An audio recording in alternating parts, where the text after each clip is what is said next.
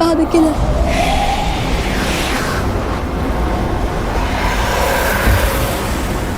Setelah kematian tragis terjadi di kamar terkutuk, kini Jamal harus berhadapan dengan pengunjung baru yang membawa satu keluarga penuh menginap di hotel itu. Mereka langsung menuju kamar 207 untuk ditempati bersama. Jamal yang berusaha menghindari kamar itu tak bisa berkutik lagi. Kejadian buruk apa yang akan terulang di kamar kutukan itu? Berikut ceritanya.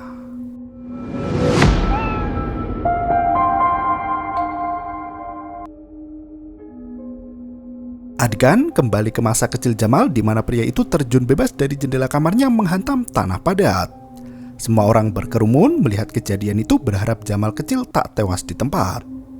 Ibu Jamal berteriak histeris dari balik jendela memanggil anaknya yang tergeletak tak bergerak. Ibu Jamal berlari turun keluar rumah hingga adegan kembali ke masa sekarang. Jamal dewasa kini bekerja di Hotel Luna jauh dari kota masa kecil. Pagi itu, ia bersama Mustafa membantu menurunkan persediaan makanan ke area dapur. Bibi Abir memberi jus pada mereka berdua dan melihat bekas luka sayatan panjang di lengan Jamal. Ia sempat menanyakan apa penyebab luka sayatan itu. Jamal bergegas menutupi tangannya dan mengalihkan pembicaraan. Ia pamit keluar untuk merokok dan melenggang pergi meninggalkan Mustafa. Pantai Marsha Matruh pagi itu dipenuhi dengan suara canda riang tawa para pelancong yang datang bersama kerabat. Jamal menangis di pojokan sembari mengenang pengalaman pahit masa kecilnya dulu. Ia mengamati luka panjang di lengan yang disebabkan terjatuh dari jendela kamar. Sesampainya di rumah sakit, dokter menjelaskan kondisi Jamal yang untungnya masih bisa diselamatkan. Meski demikian, Jamal menderita luka parah di bagian kepala dan patah tulang di tangannya. Ibu berkata jika Jamal suka duduk di tepi jendela sembari membaca buku. Saat merasa kantuk berat, Jamal terjatuh dari jendela itu hingga membuat semua orang berteriak. Ibu sudah menasihati Jamal untuk tidak bertengger di jendela, namun anak itu tak mau dengar. Sang dokter menyarankan agar keluarga bersyukur karena Jamal masih bisa hidup meski harus melewati masa kritis. Ayah Jamal menatap dengan penuh kekecewaan dan berkata hendak merokok di luar ruangan. Jamal menangis teringat raut wajah sang ayah yang menyeramkan itu. Trauma di masa kecil yang masih terasa berat meski usianya kini berkepala 4. Dalam tangis kepedihan, sosok wanita muncul bertanya apa yang membuat Jamal menangis. Rasa sakit karena patah tulang atau sakit melihat sikap ayahnya. Jamal terperanjat mendengar pertanyaan itu hingga sosok wanita misterius itu hilang dari pandangannya. Saat petang menjelang, dua rombongan keluarga datang dan memesan 2 kamar kosong. Jamal kebingungan karena kunci tersisa 2 yaitu kamar nomor 205 dan 207. Ia memberi kunci nomor 205 sembari berkata jika kamar 207 sedang diperbaiki. Pria itu tetap memaksa untuk menyewa kamar 207 dan meminta kuncinya. Keluarga itu terdiri dari sepasang suami istri, 2 anak dan 1 bibi. Mereka berlima tidur di kamar terpisah di mana Bibi Fatimah sekamar dengan anak gadis bernama Iman. Sementara pasangan suami istri Rafat dan Magda tidur bersama anak bungsu mereka bernama Akmal. Setelah mendapatkan kuncinya, Jamal meminta Mustafa untuk mengantar mereka ke kamarnya masing-masing. Begitu memasuki kamar 207, Amani langsung lari ke balkoni untuk melihat pemandangan laut yang memukau. Sementara itu, Bibi Fatimah masuk ke kamar utama di mana sebuah bola biru tergeletak di atas ranjang. Anehnya, bola biru itu hanya tampak di bayangan cermin dan tak ada di dunia aslinya. Jamal menghadap ke atasannya untuk melaporkan kondisi hotel di musim liburan kala itu. Pak Michael heran karena semua kamar penuh termasuk kamar nomor 207. Jamal bertanya pada Pak Michael kenapa kamar 207 tidak ditutup saja. Pak Michael tidak mau menimbulkan rumor yang lebih luas lagi dengan menutup salah satu kamar hotelnya. Ia tak ingin reputasi Hotel Luna yang menyenangkan berubah menjadi menyeramkan. Ia meminta Jamal untuk merahasiakan kejadian yang dulu ada di kamar itu di mana Dr. Sherin meninggal di sana. Jamal hanya bisa mengangguk dan melenggang pergi untuk kembali bekerja. Pagi harinya, Akmal bermain bola sendirian di lorong lantai 2 berpapasan dengan petugas wanita yang membawakan spray ganti ke kamarnya. Akmal menendang bola ke ujung ruangan hingga bola biru mengikutinya. Sosok hantu anak kecil tampak tersenyum menyapa Akmal hingga mereka berdua bermain bersama. Sembari minum kopi di pagi hari, Jamal mendapat panggilan dari kamar lantai 2 yang mengeluhkan ada suara anak-anak berlarian yang sangat mengganggu. Jamal bergegas naik untuk memeriksa. Sesampainya di sana, ia melihat Akmal bermain dengan satu anak lainnya. Jamal mengejar anak itu namun menghilang entah kemana. Ia bertanya pada Akmal siapa anak kecil yang bermain dengannya itu. Akmal sama sekali tak mau menjawab hingga Jamal terpaksa meninggikan suara. Rafat sampai keluar dari kamarnya. Melihat vas bunga di lorong itu pecah, Rafat meminta untuk menambahkan biaya ganti rugi di bil kamarnya. Ia membawa putranya kembali ke kamar sementara Jamal turun ke meja resepsionis. Melihat Jamal tampak kelelahan, Pak Mena menawarkan diri untuk menggantikan tugas Jamal hari itu. Ia meminta Jamal untuk istirahat penuh karena selama musim liburan, hotel jauh lebih ramai dari biasanya hingga Jamal tak mempunyai waktu tidur yang cukup. Jamal berkata jika dirinya baik-baik saja dengan minum kopi dan sarapan pagi. Pak Mena menegaskan jika bos mereka akan merekrut pekerja sementara yang bisa membantu pekerjaan Jamal di musim liburan ini. Sebelum pekerja itu datang, Pak Mena akan duduk di meja resepsionis bersama dengan Jamal. Di waktu yang sama, Akmal berkunjung ke kamar kakeknya untuk menyampaikan pesan dari sang ayah. Tampaknya mereka harus bersiap-siap untuk pergi bertamasya bersama. Bibi Fatima keluar dari kamar dan berkata jika ia tidak mau ikut pergi karena lelah. Ia hanya ingin tidur seharian di hotel saja. Amani dan Akmal melenggang pergi ke kamar orang tua mereka di kamar 205. Setelah semua siap, Akmal ternyata tidak ikut pergi karena ingin mengganggu Bibi Fatima. Ayah memperingatkan agar Akmal tidak keluar dari kamar, takut anak itu merusak properti hotel lainnya. Setelah semua keluarganya pergi, Akmal keluar ke balkoni untuk menyelinap masuk ke kamar Bibi Fatima. Saat melewati pintu balkoni yang terbuka, Akmal tampak sangat terkejut dan ketakutan. Ia menangis sendirian di taman hotel hingga Jamal memergokinya. Jamal dan Pak Mena berusaha menenangkan anak itu sembari bertanya apa yang terjadi. Akmal menuturkan jika ia menyelinap ke kamar bibinya sesaat setelah orang tuanya pergi. Saat itu, ruangan kamar tampak sangat gelap dan banyak lilin menyala melingkari Bibi Fatima. Akmal bisa mendengar suara aneh yang keluar dari mulut wanita itu. Hingga tiba-tiba sosok makhluk hitam mengerikan memadamkan api dari lilin itu dan mengepul tepat di depan wajah Fatima. Lukisan yang berada di kamar 207 kini berubah menjadi lukisan Akmal yang duduk bersama Jamal dan Pak Mena. Akmal mengaku sangat ketakutan hingga menangis dan makhluk hitam itu menatapnya. Setelah itu, Akmal jatuh pingsan tak ingat apapun juga. Pak Mena mencoba menenangkan Akmal dan berkata jika makhluk hitam itu hanya tirai jendela yang melayang tertiup angin. Ia tak mau menakut-nakuti anak itu dan meminta Jamal untuk mengantar Akmal kembali ke kamarnya. Setelah mendengar cerita itu, Rafat mengaku jika putranya suka mendengar kisah supranatural. Apalagi Bibi Fatma memang gemar membicarakan hal semacam itu. Ia meminta maaf atas kenakalan Akmal dan berjanji tak akan terulang kejadian yang sama lagi. Jamal mencoba menguak lebih dalam dan bertanya mengapa di zaman semodern itu Fatima masih tertarik dengan hal mistis. Rafat justru tertawa dan berkata jika Fatima tertekan karena di usia ke-30 masih belum ada pria yang mau melamarnya. Rafat seolah menghina adik iparnya itu dan berkata jika otak Fatima sedikit mengalami gangguan. Setelah pembicaraan itu, Jamal kembali turun ke meja resepsionis di mana Pak Mena masih setia mengcover tugasnya. Jamal menceritakan kejanggalan yang ia alami pagi tadi. Saat ia mendapat komplain tentang suara anak kecil di lorong lantai 2, Jamal melihat Akmal bermain dengan anak laki-laki lain. Pak Mena terkejut karena di hotel mereka satu-satunya anak kecil yang menginap hanya ada Akmal dan Iman. Jamal berkata jika anak kecil itu berlari menuju ke kamar 207 dan hilang dalam sekejap mata. Pak Mena mulai khawatir dengan nasib Iman, kakak perempuan Akmal yang tidur sekamar dengan Bibi Fatima. Pagi harinya, Amani tampak takjub melihat lautan lepas di balkoni kamarnya. Lukisan di ruang 207 berubah menjadi potret Jamal yang menatap ke dalam ruangan itu.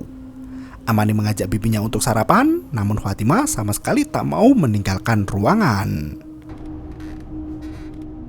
أبوك زعلان منك. Adegan kembali ke masa lalu saat Jamal masih kecil dan terluka. Ibu Jamal berkata jika sang ayah sangat marah dengan kelakuan Jamal yang suka duduk di jendela. Ibu menyuruh Jamal untuk meminta maaf pada sang ayah. Jamal pun menurut dan menghampiri ayahnya yang sibuk membaca koran. Jamal berjanji tidak akan duduk di jendela lagi. Naas, sang ayah justru mengusir Jamal dan berkata muak melihat wajah anak itu lagi. Magda membuyarkan lamunan Jamal dan berkata hendak pergi keluar bersama dengan kedua anaknya. Ia meminta agar spray di kamarnya diganti dan memberikan kunci 205 pada Jamal. Sebelum pergi, Magda berkata jika suaminya Rafat sudah pergi duluan ke pantai dan kondisi kamar sedang kosong. Ia meminta Jamal untuk masuk saja dan mengganti spray. Setelah mereka pergi, Jamal langsung masuk ke kamar 205 dan keluar melalui pintu balkoni yang menyambung ke kamar 207. Melihat ketinggian, ia sempat teringat dengan kecelakaan masa lalu. Jamal memberanikan diri untuk melewati pembatas teras dan mengintip ke dalam kamar 207. Saat itu, Bibi Fatima tampak duduk di atas ranjang seolah menunggu seseorang untuk bercinta dengannya. Hal yang mencengangkan terjadi saat Rafat datang dan duduk bersama Fatima. Mata Jamal terbelalak keheranan melihat mereka berdua saling bercumbu mesra. Ia melenggang pergi ke kantor Pak Mena dan melaporkan semua temannya itu. Pak Mena hanya berharap semua baik-baik saja. Sebagai petugas hotel, mereka hanya melayani dan tak bisa mencampuri masalah internal keluarga. Pak Mena semakin yakin jika Akmal melihat ayahnya dengan sang bibi bermadu kasih. Hal yang tak masuk logika itu membuat anak kecil berhalusinasi membayangkan sosok jahat seperti monster. Akmal tak membiarkan otaknya percaya jika sang ayah mengkhianati ibunya. Berbeda dengan Pak Mena, Jamal berpikir jika kamar 207 itulah yang menghipnotis para penghuninya hingga Rafat bisa melakukan hal itu pada iparnya sendiri. Pak Mena memperingatkan jika Jamal akan menemui lebih banyak macam orang dan keluarga selama bekerja di hotel itu. Banyak orang yang terlihat terhormat, namun setelah pintu kamar ditutup mereka tampak jauh berbeda. لكن لما يتقفل عليهم باب الأوضة هتبان وسختهم. Jamal mengangguk dan bergegas pergi dari ruangan Pak Mena hingga berpapasan dengan Fatima. Ternyata wanita itu tahu jika Jamal mengintip ke dalam kamarnya. Ia memperingatkan Jamal untuk tetap tutup mulut. Jika Jamal membuka boroknya, maka Fatima tak segan untuk membunuh pria resepsionis hotel itu. Di saat senja tiba, Akmal dikejutkan oleh bola biru dan kamar 207 yang terbuka dengan sendirinya. Sementara itu, Jamal yang tidur di kamar memimpikan datang ke rumah sakit saat sang ayah sakit keras.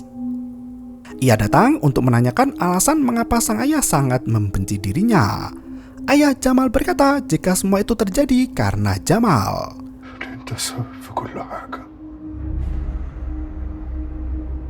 Tiba-tiba terdengar suara teriakan Magda yang mencari keberadaan Akmal.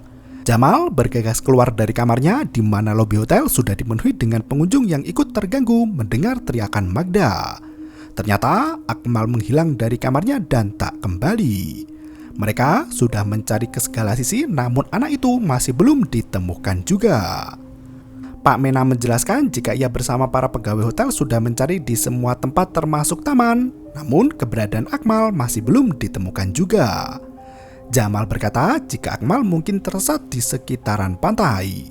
Mereka semua berlari keluar hotel untuk kembali mencari keberadaan Akmal yang entah berada di mana. Dengan kaki pincangnya, Pak Michael meminta Mena untuk ikut duduk di dalam kantornya. Sementara Jamal memilih untuk menyelinap masuk ke kamar 207 sendirian. Lagi-lagi, lukisan di dalam kamar itu berubah menjadi sosok wanita mirip Bibi Fatimah yang duduk dikelilingi lilin. Tepat di depan wajah Fatimah, monster bayangan hitam menatapnya persis seperti yang diceritakan Akmal. Bola biru kembali menggelinding melintasi ruangan itu hingga keluar ke arah balkoni. Jamal melihat sosok anak kecil membawa bola biru di tepi pantai. Anehnya, tak ada yang bisa melihat anak itu selain dirinya. Ia bergegas turun dan mengikuti kemana anak itu pergi, sementara orang-orang sibuk mencari Akmal hingga masuk ke air pantai yang dingin. Anak kecil yang membawa bola biru itu seolah menunjukkan jalan ke tempat Akmal berada. Jamal dibawa masuk ke dalam gudang penyimpanan nelayan yang berada cukup jauh dari hotelnya. Di dalam tempat itu, Akmal ditemukan dengan tubuh terkapar tak sadarkan diri. Bahkan darah keluar dari hidung anak malang itu, di mana sosok misterius mulai menyakiti Jamal. Akmal! Magda menangis sejadinya di mana ia menemukan sepatu Akmal terkubur di dalam pasir pantai. Semua orang sudah menyerah dan kembali masuk ke hotel, sementara Jamal tersadar dari pingsannya dengan luka berdarah di kepala. Tubuhnya terikat di sebuah tiang di mana Akmal tertidur di depannya. Jamal berusaha membuka mata dan mencari tahu apa yang sebenarnya terjadi. Ternyata Fatimah dan Rafat berdiri di depannya dengan membawa lentera. Rafat tampak melamun seperti terkena hipnotis, sementara Fatimah mulai mengancam Jamal untuk tidak membongkar rahasia. Ia berkata jika Akmal hendak membongkar perselingkuhan mereka hingga memaksa Fatimah untuk menyakiti anak malang itu. Fatimah menegaskan jika harga sepadan dari mengawak kebenaran adalah hanya dengan kematian. Ia membunuh Akmal yang berusaha membongkar kejahatannya sendiri. Fatimah mulai mengeluh dan menceritakan kisah hidupnya yang malang. Sebagai adik dari Magda yang cantik, Fatimah selalu disalahkan karena tidak secantik kakaknya Magda. Fatimah sangat iri dengan kehidupan sang kakak yang berjalan mulus dan tampak berbahagia. Sementara dirinya hanya menjadi pesuruh dan bayangan yang tidak berharga. Fatimah merasa lelah selalu dipandang sebelah mata. Ia mencari solusi untuk mengakhiri segala penderitaan hidup. Ia melakukan perjanjian dengan jin yang mampu memberikannya semua hal termasuk cinta Rafat. أنا كنت عايزة رأفت والأوضة كانت عايزة حقها. Fatimah hendak merebut semua hal bahagia yang dimiliki Magda. Dengan angkernya kamar 207, kekuatan supranatural itu semakin kuat dan membuat Fatimah nekat membunuh Akmal. Jamal sangat marah mengetahui hal itu dan berkata jika Fatimah akan masuk ke dalam penjara dan dihukum gantung karena tega membunuh keponakannya sendiri. Fatimah tertawa dan mengancam hendak membunuh Jamal saat itu juga. Wanita itu menuangkan bensin ke dalam gudang bersiap untuk membakar Jamal. Lentera itu dilempar hingga membakar semua kayu dalam gudang. Sosok hantu anak kecil yang membawa bola biru memberikan pisau ke tangan Jamal hingga akhirnya ia berhasil keluar dari kebakaran itu. Ia berjalan sempoyongan masuk ke dalam hotel, sementara Fatimah dan Rafat sudah duduk di depan orang-orang dengan tangis sandiwara. Jamal menjelaskan semuanya pada Pak Mena dan Pak Michael. Namun mereka tampak kebingungan. Mustafa menjelaskan jika Rafat sudah menemukan Akmal dalam kondisi baik-baik saja. Pak Mena menerangkan bahwa bukan Akmal yang meninggal dunia. Jamal terheran melihat Akmal tersenyum padanya. Ia pun masuk ke kantor Pak Michael untuk menjelaskan dengan sejujurnya apa yang telah terjadi. Pak Mena menjelaskan jika Magda, ibu Akmal, tenggelam di laut saat mencari anaknya. Mereka terlambat menyelamatkan Magda hingga wanita itu ditemukan tak bernyawa mengapung di tepian. Karena polisi sudah akan datang, ia meminta Jamal untuk tidak memberi keterangan yang memberatkan. Ia tak mau terjadi kasus besar di hotelnya apalagi berbau pembunuhan. Jamal masih berkata jika Akmal sudah mati dan anak yang duduk bersama Rafat bukanlah Akmal. Karena polisi hendak meminta keterangan semua staf di sana, Pak Michael mengancam hendak memecat Jamal jika berani buka suara. Jamal cukup kecewa dengan keputusan anaknya itu. Ia tak bisa mengelak selain menuruti perintah dari Pak Michael. Mereka berjalan keluar menemui polisi yang sudah menunggu di depan hotel. Pagi hari setelah kejadian itu, Akmal berkata jika semua terjadi disebabkan oleh Jamal sendiri. Anak itu melenggang masuk mobil dan pergi bersama keluarganya.